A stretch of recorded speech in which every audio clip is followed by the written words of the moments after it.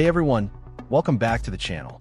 Today I want to talk to you about one of the most misunderstood, most controversial, and honestly, most necessary truths that's ever been spoken. And it's going to challenge everything you think you know about creating positive change in your life and in the world. Jesus once said something that made everyone uncomfortable. He said, "Do not think that I have come to bring peace to the earth. I have not come to bring peace, but a sword." Now, before you click away thinking this is about religion or violence, stay with me. Because what Jesus was really talking about is something every single one of us faces when we decide to live authentically, when we choose growth over comfort, when we decide to stand up for what's right. See, we live in a culture that's obsessed with keeping the peace. We're taught to avoid conflict at all costs. Don't rock the boat. Don't make waves. Keep everyone happy. But here's what nobody tells you. And this is the hard truth that will transform your life. Real growth requires disruption. Think about your own life for a second. When did you experience your most significant growth? Was it when everything was smooth and peaceful? Or was it during those moments of tension, conflict, and difficult decisions? I bet it was the latter. That's because comfort is the enemy of growth.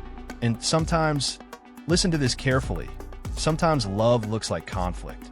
Sometimes caring about someone means having the difficult conversation they don't want to hear. Sometimes protecting your values means disappointing people who want you to compromise them. Jesus wasn't talking about literal swords or violence.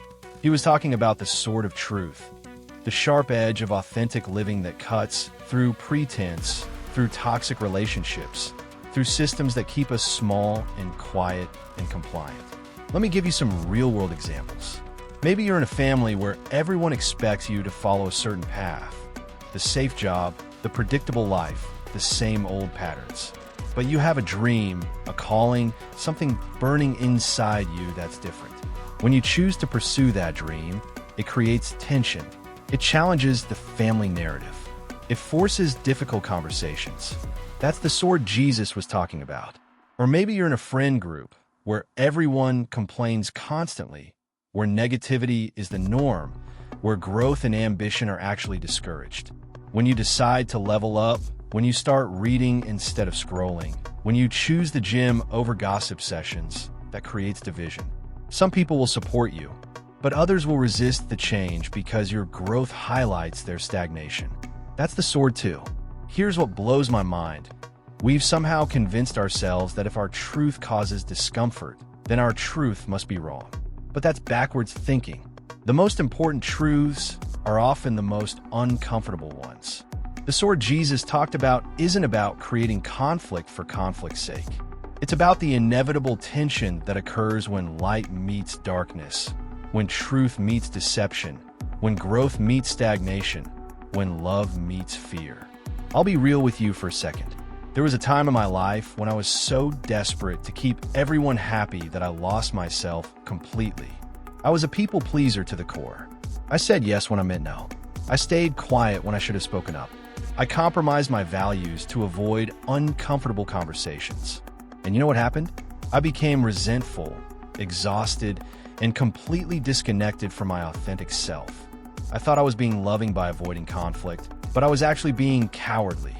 I was choosing temporary peace over lasting truth. The turning point came when I realized that my fear of conflict was actually hurting the people I claimed to love. By never challenging them, by never speaking difficult truths, by never setting boundaries, I was enabling their worst behaviors and preventing both of us from growing. That's when I understood what Jesus meant. The sword isn't a weapon of destruction. It's a tool of liberation. It cuts away the lies we tell ourselves. It severs the unhealthy attachments that keep us stuck. It divides the authentic from the artificial. So here's my challenge for you, and I want you to really think about this. What difficult conversation have you been avoiding? What truth have you been hiding because you're afraid of the conflict it might create? What boundary do you need to set? What dream do you need to pursue, even though it might disappoint others? Because here's the beautiful paradox. When you're willing to create short-term conflict for the sake of long-term truth, you actually create deeper, more authentic peace. The relationships that survive your authenticity are the ones worth keeping. The people who support your growth are your real tribe. The sword Jesus talked about isn't about dividing people. It's about dividing truth from lies, authentic from fake, growth from stagnation. And yes, sometimes that creates tension in families, in friendships, in communities. But that tension is productive. It's necessary. It's the labor pains of a better life. Don't be afraid of the sword. Embrace it. Wield it with love, with wisdom, with courage. Because the world doesn't need more people who are willing to compromise their truth to keep fake peace. The world needs more people who are willing to speak truth with love, even when it's uncomfortable. That's how real change happens. That's how you become who you're meant to be. That's how you create a life that actually matters. The question isn't whether you'll face conflict when you choose authenticity. The question is whether you'll have the courage to choose authenticity anyway. What do you say? Are you ready to pick up your sword? Let me know in the comments below. What's one difficult conversation you've been avoiding? And don't forget to subscribe if this resonated with you. I'll see you in the next one. Keep fighting the good fight.